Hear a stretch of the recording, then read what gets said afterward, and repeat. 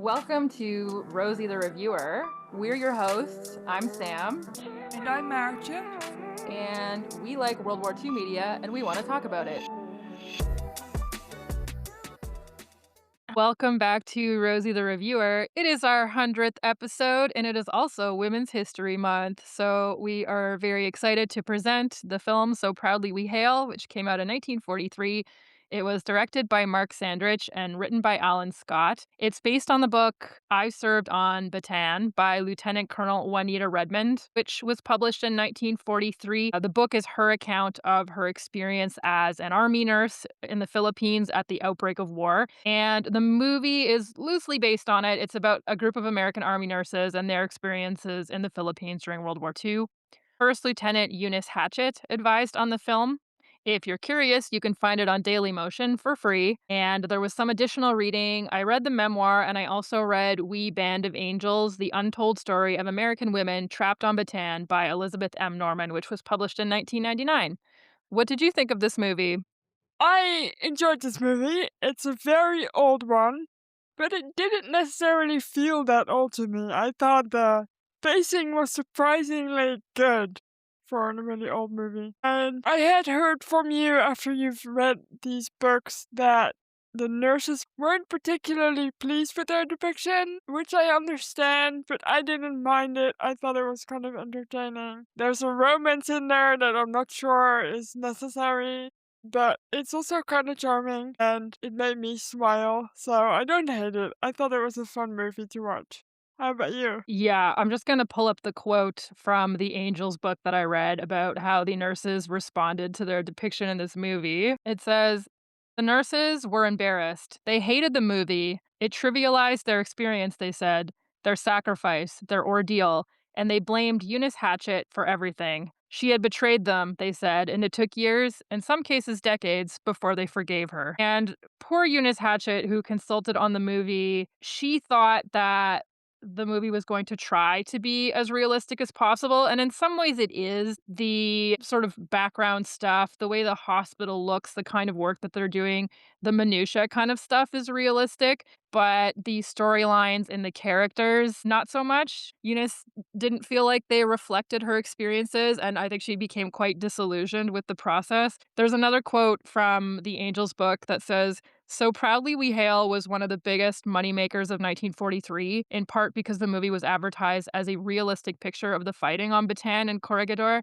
and an accurate portrayal of women in war. Like every war movie ever made, the film not only reflected reigning cultural views, it reverted to cliches and types. It was storytelling, not history, and as such, it missed the point. And I kind of agree. I mean, I guess in a vacuum, I didn't find it an unentertaining movie, but the characters are kind of flat. And to me, the screenwriter didn't try very hard to shake off his preconceived notions of what capital W women are like. You know, there's a part where one of the nurses can't possibly leave before she goes and gets her favorite nightgown. And another nurse becomes catatonic when she doesn't know where her husband is. And it's all just very, I don't know, to me, it's really representative of this weird era that they're in where these old fashioned ideas of what women are like and what women are supposed to do are still very much entrenched in the culture. However, the actual roles that real live women are taking on are evolving extremely rapidly. So there's this weird push pull in media of like these old fashioned ideas countered against these new ideas. And you really get a sense of that in this movie. I think it's an interesting piece of history in its own right because it was made while the war was still going on. We're like a year out from D-Day when this movie was made, and you can look at it and kind of dissect the ways in which it's propaganda, the way it's very reflective of the views of women at the time. And so that part of it was really interesting if you view it as a piece of, historical document in its own right. But I don't think it's an incredible movie, if that's fair to say. I think it is, and I was going to say about the fact that this was made during the war, and that means it's obviously going to be propaganda, probably more so than we always say every war movie is propaganda, and it is, but especially if it's made before the war is over, like it takes on a whole different shape. And I agree with you that it's not exceptionally well made. or very good, but at the same time, I feel like I've seen worse movies, and definitely had this movie been made today, I would have thought it was rubbish. So it's also very clearly a product of its time, and that makes me excuse some of it a little bit because, well, just because because it is a product of its time, I guess. But you're right, like they are very stereotypical and they're kind of silly, and they're very into the men on the ship, and everyone's like trying to get with the man, and it's got that classic Hollywood, every girl must find a husband kind of feel to it. And yeah, I get what you're saying, but I will say I was more entertained than by many other movies we've seen from, I want to say, this a similar era. I found this one, I found the dialogue funny enough. I think sometimes that's something I struggle with classical movies like this, but I did enjoy it here, so I liked it, but I didn't think it was good specifically, so Yeah, and I mean, I'm glad it was made. It's an unusual movie, I think. You don't see a lot of movies of that era that are set during a war and also prominently feature groups of women. no. That's kind of fascinating in its own right. The nurse who wrote the memoir, Juanita Redmond, she was evacuated from the Philippines in 1942. The memoir came out in 43 and the movie came out the same year, so they definitely cranked it out.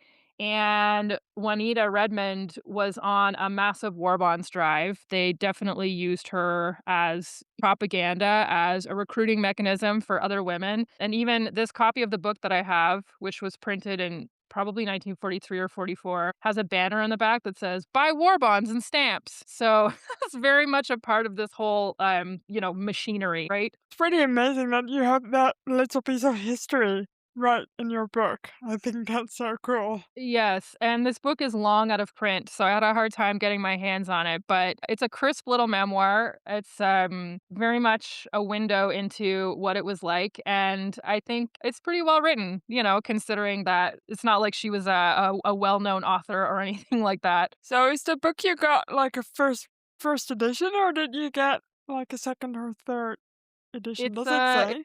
5th impression, so it's like a first edition, but it's like the 5th printing. So this book was a runaway bestseller. They did many printings in the first year or so that it was on the shelves, so this actual copy was probably printed in 1943 or 1944. That's so neat. That's just Yeah. so neat.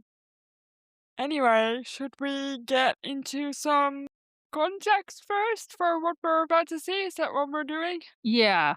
I thought it would be useful if people understood why there were American nurses in the Philippines in 1941. We'll rewind a few decades. In 1896, the Philippines, which at the time were part of the Spanish Empire, the folks there had a revolution where they tried to overthrow the Spanish government. Around this time, the Americans decided to declare war on the Spanish Empire. And so the Americans wrested the Philippines, Cuba, Guam, and Puerto Rico away from the Spanish Empire during the Spanish American War of 1898. And there was a brief, glorious moment where the Americans debated whether they really wanted to be expansionist and if they wanted to be an imperial power like those, colonial powers of old. And then the Philippines turned out to have a lot of resources that they wanted. And so, as usual, dollar signs won out over principles, and they decided that they were going to hang on to the Philippines. Nobody asked the Filipinos about this. And so, the guerrillas who had fought on the side of the Americans against the Spanish turned around and fought against the Americans and tried to get rid of them. The scorched earth tactics that the Americans engaged in resulted in the deaths, directly or indirectly, of about 250,000 Filipino civilians, and the Americans were ultimately victorious. They decided that Manila, which is the capital of the Philippines, was going to be the sort of face of American trade in Asia. And so it basically needed, in their eyes, a complete overhaul. And so they brought in architects. It got a physical facelift. There was a ton of construction during this period. There was diminishing influence of the Catholic Church. English became the language of business. The American presence really radically altered what life was like in the Philippines. And so if we fast forward a few decades, we find ourselves in the late 1930s. There's a well established American upper crust, if you will, in the Philippines. There's places for them to swim and bowl and dance and horseback ride and golf and go to parties and all that fun stuff. And they have, of course, a a military presence there because they're technically occupiers. And so a lot of army nurses viewed going to the Philippines as an opportunity for like a 2-year adventure because your duties there would be pretty light because it was peacetime, but you would have the opportunity to swim in the warm ocean waters and go to parties and dances with handsome officers, et cetera, et cetera. And so when war breaks out in 1941, when the Japanese bomb Pearl Harbor, you have a lot of women who are already working as army nurses on the Philippines. And that's kind of where we start the movie. With that, let's get into the plot.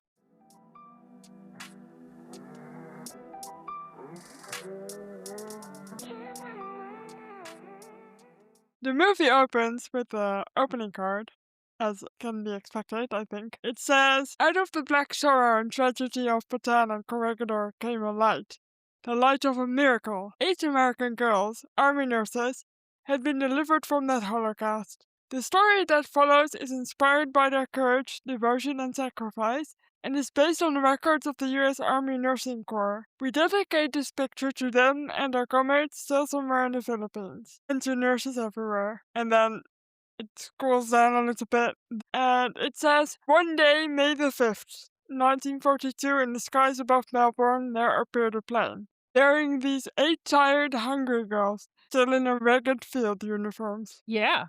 Juanita Redmond talks in her memoir about this moment when they came to safety in Australia. And yeah, it's immediately the American media seized on it and capitalized on it that, the rescue of these women was such a big deal. Meanwhile, dozens of nurses had been left behind. But yeah, this was the big miracle that some of them survived and were able to be evacuated. I'd like to also mention that the word miracle in the opening card is sparkly and in cursive, just in case you didn't know that they were a miracle. Yeah. Another thing that I know feels nitpicky to some people, but uh, twice in this opening card, they refer to these women who range in age from like probably 25 to like 55 as girls, which is very, indicative of the attitudes toward women at the time. This is very like diminutive to call grown ass women girls, if you know what I mean.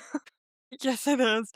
I will say I do understand this being a propaganda movie, kind of, that these women represented hope and like they do call them angels for a reason. And I get that, but as a woman, it feels very like, why? Why would you do that? These women have been through hell. Just let them be women who've been through hell instead of these almost mythical creatures that you're making them out to be. Yeah, not ideal. Anyway, these 8 women are the only surviving nurses to make it back from the army base in Corregidor. If you picture the Philippines, you have Manila, which is on the west coast, and then sort of around the bay from Manila is the peninsula of Bataan, and then off the foot of Bataan is this island called Corregidor. And so these are all locations that we'll be talking about here. And these nurses were evacuated from Corregidor and they boarded a ship home. Their leader, Lieutenant Janet Davy Davidson, played by Claudette Colbert, is nearly comatose. The doctor on board doesn't know what to do, so he asks her friends, the other nurses, to tell the story of what happened to them so he can try to help her. And this is the framing of the movie, these nurses explaining all of the things that they've been through. And the nurses who are largely plot relevant at this point include Lieutenant Joan O'Doul, played by Paulette Goddard, and Lieutenant Rosemary Larson, played by Barbara Britton. I especially like Paulette Goddard in this, I think. Even though she gets the kind of cliche, kind of dumb female role, to put it this way, I think she's just a delight. She's very sparkly, and I enjoyed her spark. I really liked her too. She was my favorite character. She just, I got a kick out of her. I'll say that. Yeah, yeah. She felt to me almost as much of a main character as Davy. It's interesting that you say that because apparently there were rumors that one of the conditions for Paulette Goddard to sign on to the movie was that her part would be rewritten, so it was just as big as Claudette Colbert's. Wow, that's funny. I mean, you can tell she has like a bunch of dialogue. If you compare her to the other nurses, she's funny and she gets to like stand up for herself a bit and get the man in shape a little bit. Like she's just funny. I enjoyed her. Yes, very, very quick and witty, and her romance was much more interesting to me than the other main romance with the Davy character. I also agree. I think she makes her own rules. She doesn't like conform to the norm at all. Yeah, she's a hoot. Yeah, and I will say of the main core of nurses that we see quite a lot of, when they're on the ship, we see Davy, who's obviously their commanding officer. She's kind of running the show. And then you have Joan, who is the social butterfly, life of the party. And then you have Rosemary, who's the sweetheart, just the really nice one. And so all of these women definitely have distinct personalities. So I guess I can say that about the writing. As these women tell their story, we flash back to their story and back to the past. So in 1941, the group of army nurses traveled to Honolulu for their assignment, but then Pearl Harbor happens, and they are to meet a convoy of ships instead. So they're on their way to a nice and quiet assignment on Honolulu, and then shit hits the fan. Yeah, I wondered about this change. I was curious about why they went the route of having the nurses be brand new to the Philippines. They've never been there before and they're just showing up versus real life where all the nurses that ended up on Bataan and Corregidor were nurses that were already serving in the Philippines. I also don't know why they wouldn't just, let them be where they are in real life. Oh well, choices. On the ship, Joan flirts with a tall, affable, aw shucks type of soldier named Kansas. He's played by Sonny Tufts, and he's obviously traveling on the ship with them, but she keeps him at a distance. So she's flirty, but she's also, she's not gonna give it up so easy. Right. Before they board the ships, we also learn that she's engaged to a man, and then also to another man, because she says, and this is kind of, I guess, where they dumb her down a little bit, which I didn't like. How can you possibly say no to a man when he asks you to marry him? So she's got two fiancés, and then Yes, she leaves them behind. I did like that she just left them behind. I like that too. It did crack me up, and it became sort of a through line throughout the movie that she's getting, tons of love letters from all these men, and then Kansas is gonna turn out to be the one who can, finally tame her type thing, I guess. I did really like Kansas because he's not your swashbuckling perfect guy. Like he's a little bit silly and a little bit, I don't want to say stupid, but still a little stupid. And I enjoyed it in that way. But I don't think he is stupid, but he's acting that way sometimes. Yeah, he's just a down home type of guy, and Joan is a bit glamorous, so Yeah. they look appealing together, I'll say that. So, because we're at war now, or at least Pearl Harbor has happened, a ship in their convoy gets torpedoed and they pick up survivors. One of these survivors is Lieutenant Olivia Darcy, played by Veronica Lake. And she joins their group and she's made to work with them. But she's not very friendly. Not very nice to them and she doesn't want to talk to them. And she's like, leave me alone. And we don't yet know why. No, she ends up sharing a room with Joan, and they do not get along very well. Nope. Davy, meanwhile, meets a cheeky lieutenant named John Summers, played by George Reeves. He's a technician in the medical corps, and he's very romantically interested in her. And she's kind of like, no, I need to focus on my job type thing. But spoilers, they're going to end up together because obviously. One thing that I did think was sort of fun was that they reference a couple of times, like when Joan is working in the children's part of the hospital when they get to the Philippines, she's telling the kids about Superman.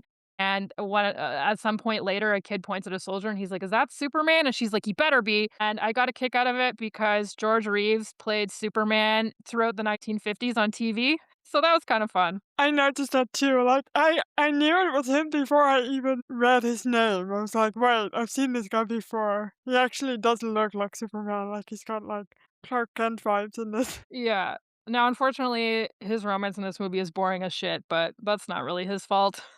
Yeah, it is. It's very clean. It's not even that romantic. I don't know Yeah. why. Anyway, Olivia and Joan get into a scrap as they get ready for an improvised Christmas party on the ship, and Davy has to pull Joan over of Olivia because Joan has taken something from her kit that is a pendant, I think, and Olivia doesn't like it. And eventually, Olivia, after Davy kind of pokes and prods her about it, tells her and some of the other girls that are also listening that her fiance was killed at Pearl Harbor, and that's why she's so moody and distraught all the time. And in a later scene, she also tells Davy that she tried and failed to kill herself. And now all she wants is to kill the Japanese, which I guess fair if they killed her husband, but also, girl, no, please don't. One of the things that we're losing by having these women get to the Philippines after the outbreak of war is that the nurses who were on the Philippines were, the second the war started, they hit the ground running. And it's really a credit to them that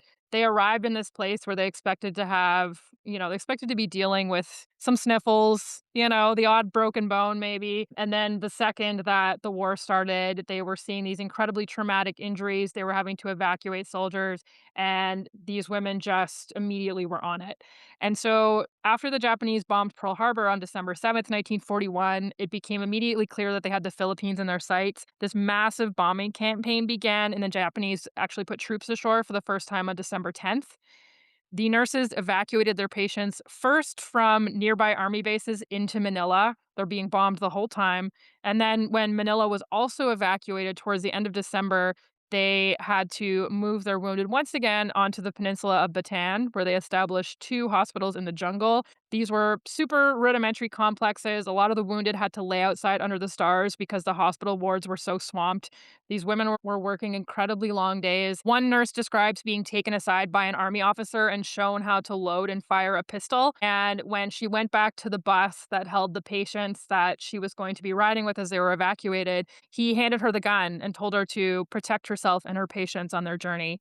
And that's when she realized how serious it was, because 1941, they're not handing women guns, right? So, yeah, I feel like we lose the initial outbreak of war and the way the women reacted to that. Yeah, because it would have been instant, you mean, and this way we get to kind of ease into it a little bit, which they Yeah. didn't have, that didn't happen for them. I agree, but geez, just imagine having a hospital in the jungle, which is not much more than like a glorified tent. And there's also jungle diseases to deal with at the same time. So good luck with that in a hospital. Yep. Snakes, all kinds No! of stuff. Yeah. Spiders! No! God damn it, no. I don't want to hear it. Yeah, mosquitoes. Yeah. The nurses are assigned to LeMay General Hospital Number 1 on the Bataan Peninsula. They're reporting to this stiff upper lip older lady named Captain Ma McGregor, played by Mary Servos, and she's the head nurse. Olivia volunteers to take care of wounded Japanese soldiers, and when Davy finds out, of course, she's like, well, this is a terrible idea because Olivia wants to kill them all. And she rushes over, but she discovers that Olivia ultimately couldn't bring herself to harm them. And the real nurses were apparently very upset by this depiction because they had actually often treated Japanese combatants that were brought to them, believing that it was their duty to save lives, no matter whose. And they were quite upset by this insinuation that any of them would be racist in such a way that they would harm patients. Yeah, I get that. I also get you want to give some of these characters an arc, and she has one. I'm not saying it's a good one, but she has one. For sure. I think she has more of an arc than most of the other nurses has, but I do. But I guess. But I wonder, because I mean, in the end, she dies killing a bunch of Japanese soldiers. yeah, The arc is a like circle. yeah, right. You just invalidated my argument. This is perfect. Sorry. Eventually, the Japanese get closer and closer and the hospital is evacuated. You already mentioned this briefly in the beginning, but Joan is the one who forgets a beloved black nightgown in her tent. And she's had this nightgown for a long time. She used it as a Christmas party dress, and now she just uses it every night to feel hope. And she's forgotten it, so she goes back to get it, and that causes a delay in their evacuation. And by then, the Japanese are so close that they kill their escorts. So they're kind of locked up in this tiny hospital building, and having to wait to go outside because the Japanese are approaching and they can't go anywhere. Davy actually goes outside first, but Olivia then decides take a grenade, and she goes outside, and then she walks over to the Japanese, and she's pulled the pin, she stuffed the grenade into her dungarees, and she sacrifices herself to give them a chance to escape, which is apparently not a very good arc. What I also find amusing is that Veronica Lake was well known for her hair, and during most of the movie, she has her hair tied up because she's playing a nurse, but then at the end, when she's going to kill herself by tucking a grenade into her sleeve, she's got her hair down and it, like, looks all nice and lustrous, and I'm like, "Oh, I see, okay." As if the Japanese would care. Well, when the women are hiding out and the Japanese are coming, they discuss the rape of Nanjing, sometimes known as the rape of Nanking. In Asia, they sort of consider the Second Sino-Japanese War to be part of World War II because it all kind of ran together for them. But the Second Sino-Japanese War began in the summer of 1937, and a few months later, in the winter of 37-38, the Japanese overran the city of Nanjing in eastern China. Mass killing of civilians took place, rather infamously, including the widespread use of rape as a weapon of war. Tens of thousands of women and children were abused by soldiers. And so the nurses in the film specifically reference this possibility if they're captured by Japanese soldiers. And so you sort of get the vibe when Olivia is going to sacrifice herself that, she's going to approach the Japanese all sexy like, and they're going to want to ravish her, and she'll be able to get close enough to kill them all with her secret cleavage grenade. Yeah, I'm sitting here thinking about the Japanese and about 1943 when this came out. I'm surprised that there aren't more racist things in this movie, actually. I would have thought almost that to kind of boost morale, they would be more racist than they are. I mean, you're not wrong. I don't know that we see too many Japanese soldiers at all. We kind of see their shapes and shadows in the darkness, but we don't really know that we see too many Japanese faces in this. But yeah, you're right. That would be something that you would think perhaps that the folks in charge of military propaganda would be interested in. I hadn't thought of it when I was watching, but now I'm like, I'm surprised they didn't do that. I'm glad they didn't, but also surprised. The nurses make it to another jungle hospital.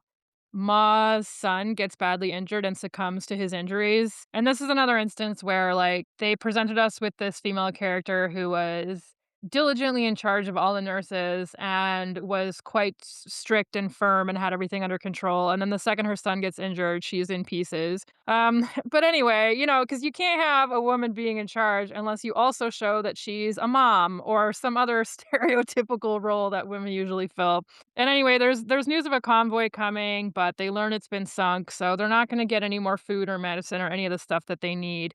And they also learn that General MacArthur has left Bataan, which is not a good sign. And General Douglas MacArthur was in charge of the military aspect of the American occupation of the Philippines prior to the war. And when the Japanese landed, he had declared Manila an open city because he had lived there for a long time and his father had actually been involved. His father was also a general. His father had been involved in the annexation of the Philippines in the first place. And so we had these strong ties to the Philippines. And he declared Manila an open city because he was trying to protect it from further destruction and bombing. He withdrew with all of his troops to Bataan, and then he withdrew again to Corregidor, upon which the Americans had built this huge, almost like a fortress. It was like it had this underground tunnel system and stuff.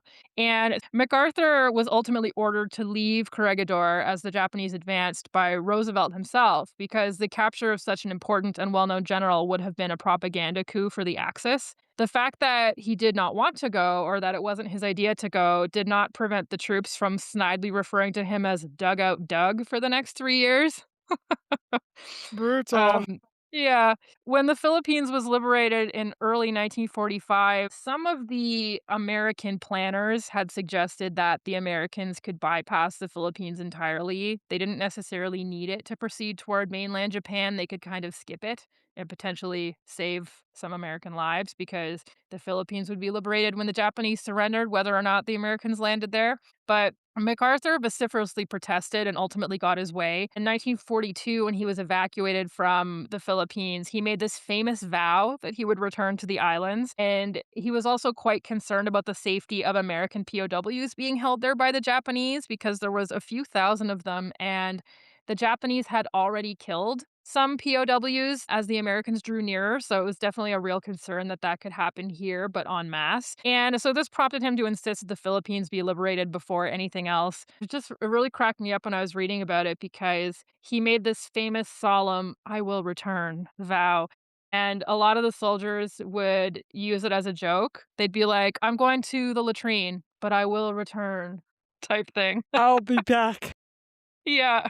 If you actually want to listen to us talk about the Philippines some more, we do have an episode about myth making that also mentions the Philippines quite a lot because we have a Filipino guest for that episode. So I will link it to this episode so you can listen to that as well. It's a good episode. Hell yeah. They move on to yet another hospital. Conditions here are bad and everyone is very tired. They learn from Kansas, who's still here, that the front line has collapsed.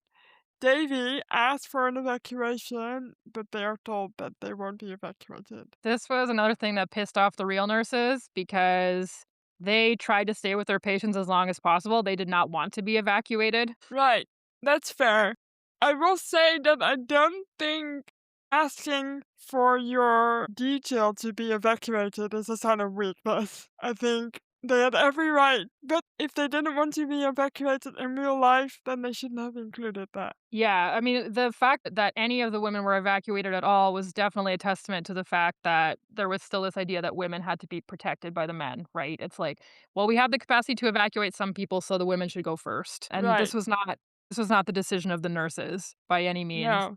As we see in the film, many of the nurses were ill with malaria, dysentery, and other jungle illnesses. As time went on, they also came down with diseases related to malnutrition and vitamin deficiency. And despite this, they worked from sunup until well after sundown because they were so short staffed. They helped their patients roll under beds during the bombings. We briefly see this in the movie. There's people with arms and legs that are suspended, and nurses are like cutting the limbs free so that the patients can roll under the bed and have at least some measure of protection. They dug their patients out of the rubble when the hospital took direct hits, which did happen. They had to wash and reuse dressings many times. They were completely out of many crucial medicines. This is not an optimal place to be practicing medicine in any sense of the word. The most noticeable shortage was the food. They were down to 2 extremely pitiful meals a day, and the nurses at one point discussed only eating every second day so that their patients would have enough to eat because they were noticing that patients were taking much longer to heal because they just simply weren't strong enough because they weren't getting enough food. So, definitely an extremely grim situation, and I will say that in that aspect, the movie does do a pretty reasonable job of depicting those conditions. Yeah, it does feel to me like they're going from one bad situation to the next the entire time. It just gets worse and worse and worse and worse. Yeah.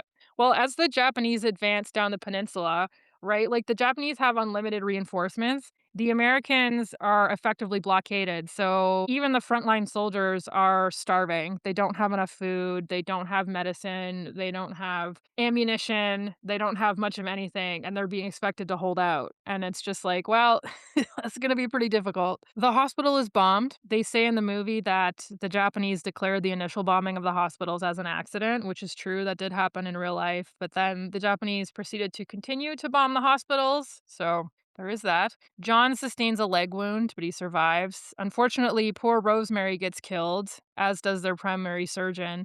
And the nurses really were in the line of fire like this. Juanita Redmond describes a moment when she was standing in one of the wards and some of the other buildings nearby had already been obliterated. And just then, a hospital wall imploded and threw her and a doctor to the ground, knocking furniture over on top of them. And many nurses were wounded by shrapnel or collapsing buildings. There's just something so disgraceful about bombing hospitals in general. Like, fuck off. Yep, brutal. Well, we've talked about this before that, what was it? Hacksaw Ridge, where the medics are telling the incoming new medics, or corpsmen, I guess, if they're in the Marines, look, don't wear your Don't wear your Red Cross armband because the Japanese will treat it like a target. They'll shoot you on purpose. Yeah, it's gross. I can't. I can't even think about it. It makes me angry. So they are being evacuated again, this time to Corregidor, but even the harbor they're supposed to evacuate from is getting the shit bombed out of it. They operate on John, who has a leg wound, without any anesthetics. It's really fun. Kansas and Joan, they kind of look after the kids together and try to get the Filipino kids out of there. And then Kansas wants to stay and help more kids instead of evacuating, but Joan actually knocks him out, so he can't go anywhere. I did like that, to be honest. I did laugh when she's like, "Close your eyes so I can kiss you," and he does, and she just beans him over the head with a rock. It's kind of a running joke between them, right? That she doesn't want to kiss him, and it's like she does at the Christmas party, but every time he initiates something, she's like, "No, I'm not gonna kiss you." And that's what she uses here as leverage, I suppose, to get him to close his eyes. And it's kind Yeah. of cute. I like it. The Americans surrendered the peninsula of Bataan on April 9th, 1942, as many as could withdraw pulled back to the island of Corregidor, which was a fortress, but ultimately when you are, when that island is the focal point of the Japanese bombardment, how long can you hold out? And many of the nurses described leaving their patients behind on Bataan as one of the worst moments of their lives because they were so committed to nursing and providing care, and they had to anyone that couldn't be moved, they had to leave them behind to the mercy of the Japanese. Yeah, I can imagine how difficult that must have been because obviously you cannot bring them and they are gonna die if you leave them. So it's so hard. The conditions on Corregidor are not great. Initially, the nurses are happy to have the relative safety of these underground tunnels because, of course, they were in open air hospitals before, effectively. But after a while, if you pack thousands of people into an underground tunnel system with questionable ventilation, it gets really humid in there, it gets smelly, it gets stuffy. You feel like you're you're kind of buried. And, they're being bombed day and night as well. And they run out of supplies. The Japanese advance is relentless and there is no salvation on its way. John joins a party that's going to look for supplies because they've run out of malaria medication. And if you're in the jungle, that's something that's super necessary. Davy decides that she's going to marry him so that they can have a wedding night before he goes on his little potential suicide mission. And so, yeah, they have a little wedding, and then they wander off to chug a bottle of wine under the stars, I guess. What made me laugh is that Ma is the one to marry them, the disgruntled head nurse, and she has to remind Davy and John when it's time to kiss, and they kiss for like a second and a half, and then she's like, "Okay, break it up." Like, just make me laugh. This movie is funny to me because I think for the time, it really has an almost gratuitous depiction of violence. Like, you see quite a lot of blood and stuff like that, but they're Yeah. still very much in this 1940s era of all the kisses are closed-mouthed. I have to say, I've gotten used to the face sucking of the classic movies. It used to make me like wanna not look at it, but I'm used to it now. Yeah, the mashing of the faces. There was a journalist who was one of the last two reporters to escape Corregidor before it fell to the Japanese, and his name was Frank Hewlett, and he wrote a little song, I guess, that would become sort of a theme song for the fighters, the American fighters who remained behind. And it went, "We're the battling bastards of Bataan. No mama, no papa, no Uncle Sam. No aunts, no uncles, no cousins, no nieces. No rifles, no guns, or artillery pieces. And nobody gives a damn." And that was broadly the American sentiment that they had been abandoned by their country. And the men referred to themselves as the battling bastards of Bataan. And so the nurses called themselves the battling belles of Bataan. And yeah, the reason why they're undergoing such hardship right now and that they have been effectively abandoned is that the American strategy at this time was to focus on its Atlantic coast and the war in Europe. And as you may recall, much of the American fleet was at the bottom of Pearl Harbor. So the situation in the Pacific is not, ideal at this point. It's not really the focus of Roosevelt or anybody else. So the Americans are essentially being told, "Look, slug it out, hold out as long as you can," but they don't have reinforcements, they don't have supplies of food, medicine, or ammo. And the Japanese force is just very numerically superior. So they're, it's not a matter of if but when they're going to be forced to surrender. But one cool thing that I did learn is that you can visit the Malinta Tunnel on Corregidor today if you would like. They do tours. So is that the tunnel where the makeshift hospital was in then? That is neat. I mean, I wonder if it's just gonna be a tunnel, but still. Yeah, but I mean the history, you know? Exactly. I mean, we can all imagine, right? That's cool. I am a little bit disappointed that he did not sing that song, to be honest. I could have, I guess. You sure could have, but you didn't. No, listen, we promised people singing in the Sound of Music episode. They didn't get it. I just think we should stay consistent. Okay, fine. That sounds reasonable to me. The nurses are told they are being evacuated to Australia on secret orders. They are very sad about it. They do not want to leave, and they don't want to leave their patients behind. I guess we do get a little bit more reluctance here. Davy refuses to go because she wants to wait for John, but Ma tells her that he's dead, and that's what brings out her catatonic state, which we don't like very much. Yeah, it's just this lady has already been through so much, and she basically, like, swoons when she doesn't know what happened to her husband. But I anyway. wish they just like there's plenty of other trauma to focus on. Just let her be traumatized about something not John. I know. It's interesting that men get to be traumatized about their combat experiences, but women only get to be specifically traumatized by, things that happen to their romantic interests. Yeah, it's a shame. I mean, in all fairness, you can look at it and say it's an accumulation of trauma that's happening to her, which it probably is to be fair, but then I wish they hadn't let John be the final straw. Yeah, I definitely think that if that's the case, they could have articulated that a little bit better. Exactly. The nurses that were chosen to be evacuated in real life were mainly those who might not survive captivity. So there were some nurses that were quite sick, there were some that had been wounded, and there were some who just simply had shattered nerves from the incessant bombing, as you might imagine. What I thought was interesting was I initially read this memoir by Juanita Redmond, and then I read the We Band of Angels book, which was about all of the nurses. And that's when I learned that Juanita was viewed with suspicion by some of her peers because there was no obvious reason to evacuate her. She was young and healthy, but she was known to have political connections, and so some people Ugh, thought that might have been why she was chosen. drama. Yeah. And apparently, when the nurses were ultimately liberated from the POW camp in 1945, Juanita showed up to greet them, and some of them were not very happy to see her.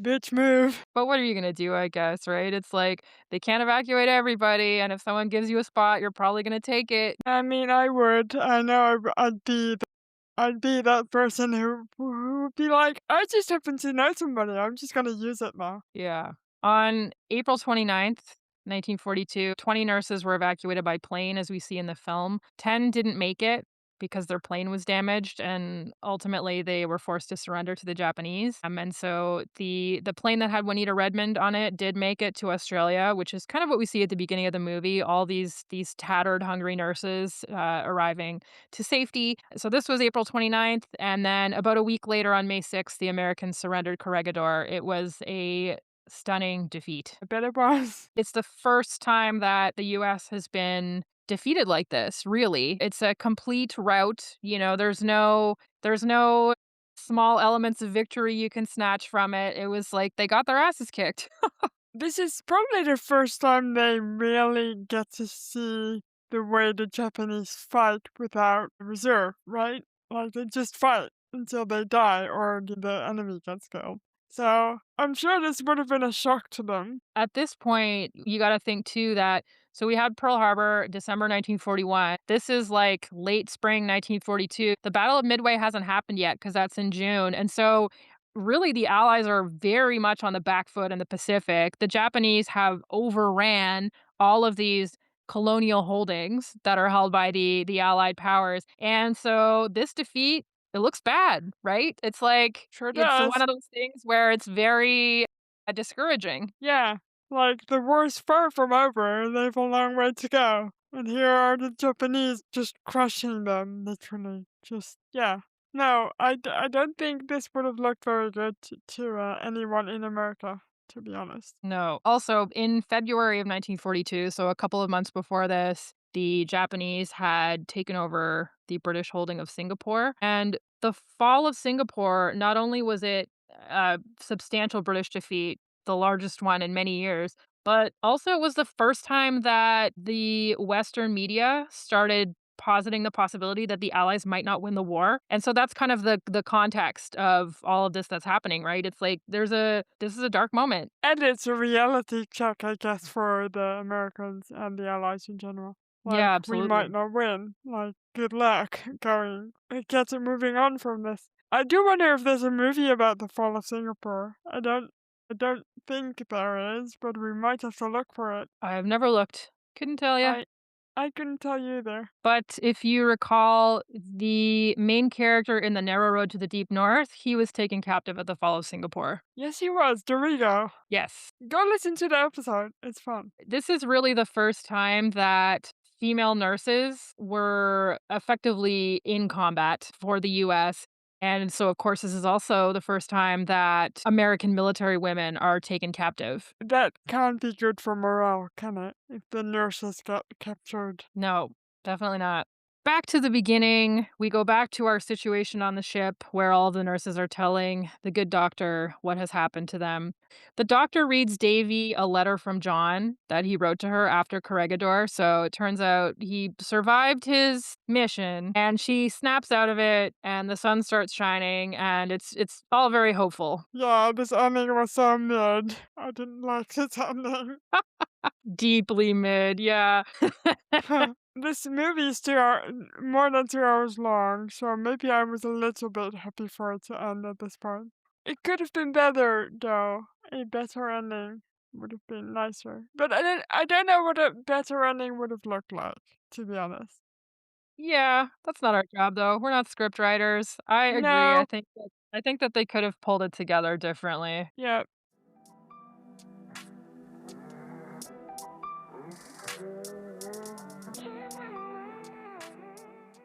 We have some more notes. In case you thought Sam didn't already have enough notes, she has some more. I was so fascinated by this topic. I did a bunch of reading on it. As I discussed last week, I'm also reading a book called Rampage that's about the American liberation of the Philippines at the end of the war. So I just feel like I'm learning so many things. But yeah, the nurses who were left behind when Corregidor was surrendered to the Japanese. This was 77 American military women, including some Navy nurses. They were captured by the Japanese and later taken to a civilian internment camp in Manila.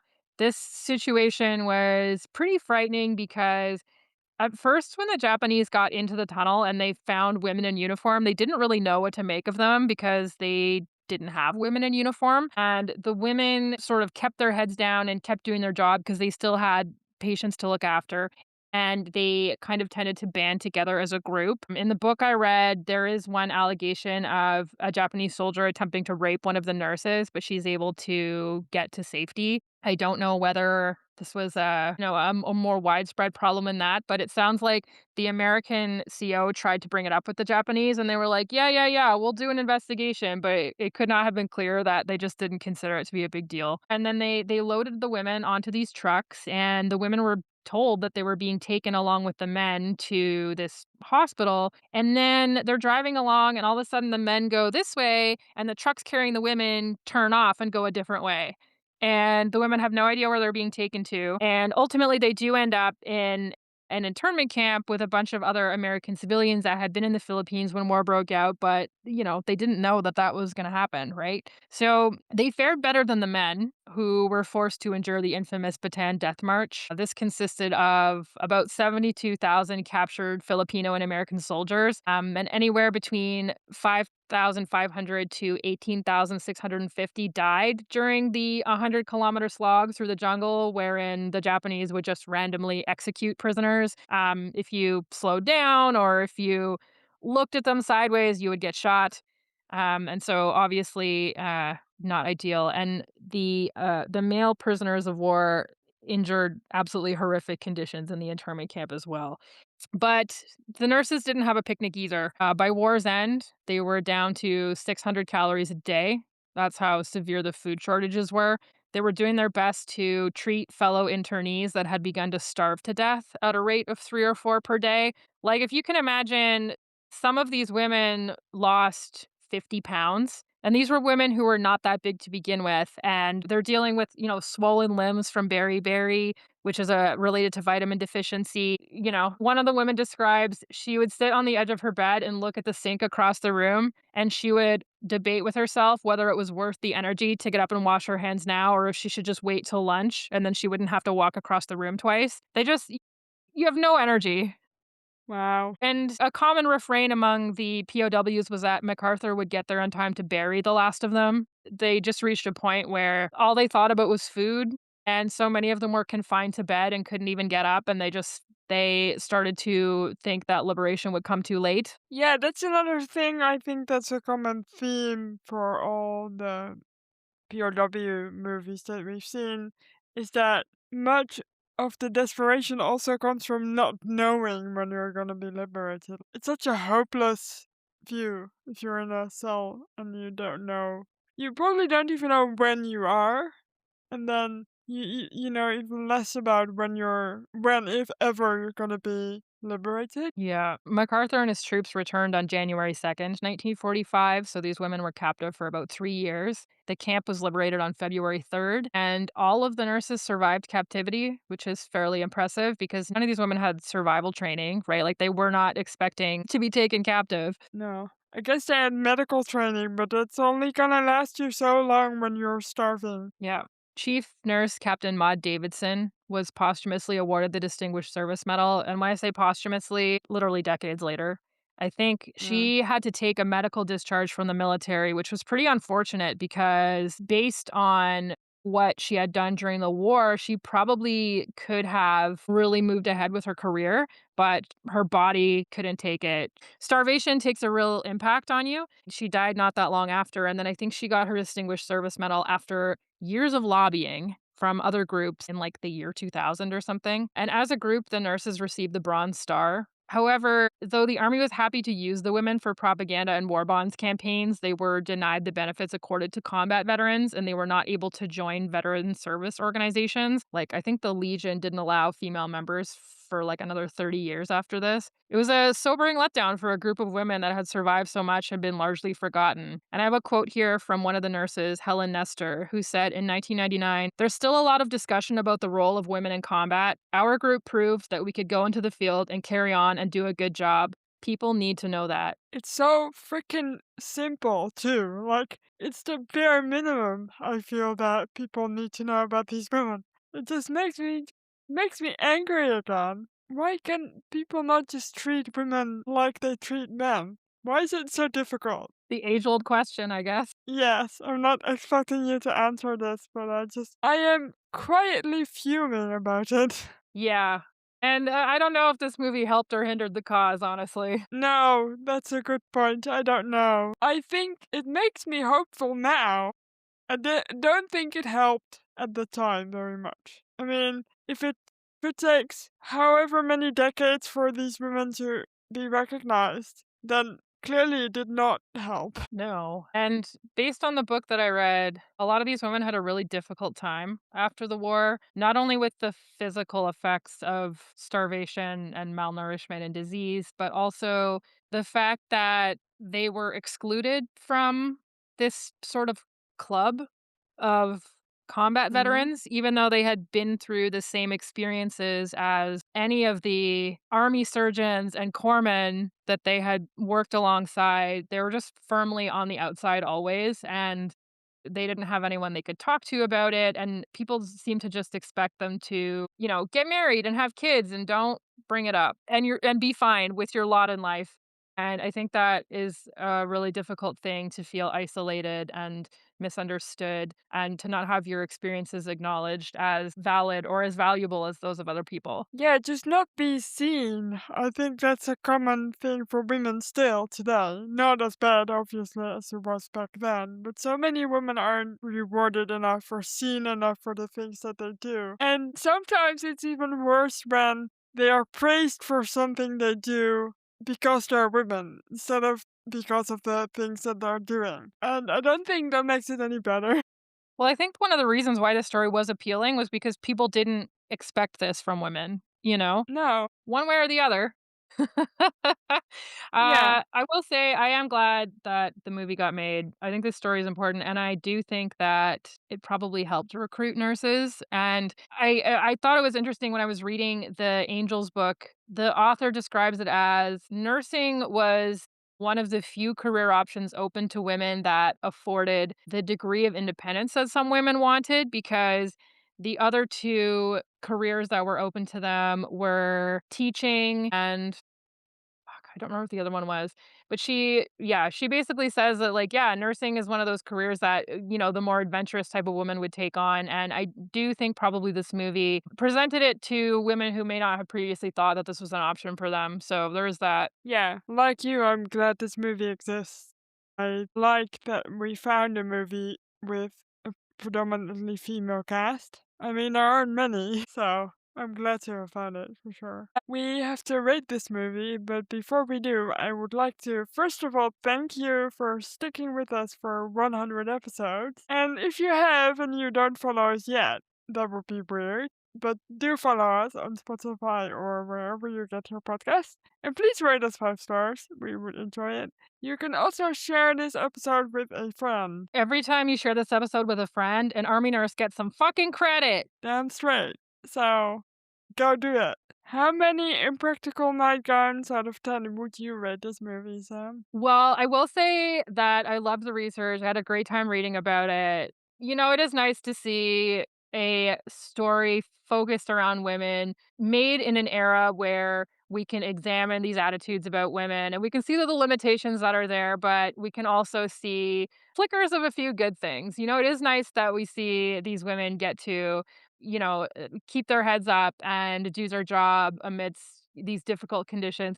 I don't think that, like, the acting or the writing was anything to write home about, so I will give this movie maybe a 6 Impractical Nightgowns out of 10. I don't think you need to track it down and watch it or anything, but I do like that it exists and that there's a movie about women in combat in World War II that was made in the time. Well, you could track it down and watch it because it's free and we like free stuff. I will rate it probably also 6 impractical nightgowns out of 10. Enjoyed it more than some other movies from the time that I've seen, but also not immensely like you. I like that there's a movie centered around women and that they have a whole bunch of shit to do that's very important and that matters. But as a movie, it's just not fantastic. Um, I have expected there to be more Star Spangled Banner in the soundtrack, but there's only, I think, a theme of it in the opening credits of this movie, and I'm not sure if that disappoints me or if I feel relieved about that. But overall, not bad, not great, just sort of an average movie for me. I don't think So Proudly We Hail was the original title. I think the working title was, like, Hands of Mercy or something like that. I mean, they could have done Angels of Mercy. That would have made more sense. Yes. Yeah, crucially, the soldiers that these nurses cared for in the Philippines called them the Angels of Bataan, which is also, like a very gendered notion. But yeah, Yeah. Are you reading anything? I am. I'm reading The Inconvenient Indian, A Curious Account of Native People in North America by Thomas King. It's been on my list for a while. Last year I read Bury My Heart, A Wounded Knee, and I'm trying to read more books in this vein, I guess. And this one's really interesting because the guy's not a historian. It's more of kind of like a collection of like anecdotes, and he has a sort of like dry perspective on the history of indigenous people in North America. He's obviously indigenous too. So yeah, I actually super recommend it. I'm really enjoying the read. What about you? I'm still reading my fiction book, but I'm making progress. I've committed myself to reading at least one chapter a night, so it's working. And it's really, really enjoyable. There's something really magical about this book and the way it treats history and stories and connects them all together because it's three storylines that are all somehow connected, but the author somehow keeps you in the dark about how exactly they are connected. And that she just gives you a little bit of information with each chapter, but it's not enough to tie it all together yet. So it kind of keeps you on your toes. So I would definitely recommend anyone to read There Are Rivers in the Sky. Nice. We are looking forward to making more episodes for you. We're not quitting. We're almost at our 2-year mark, so we're well on our way into what is a bigger niche than I expected for some reason. There are so many movies we've yet to watch. So there will be more.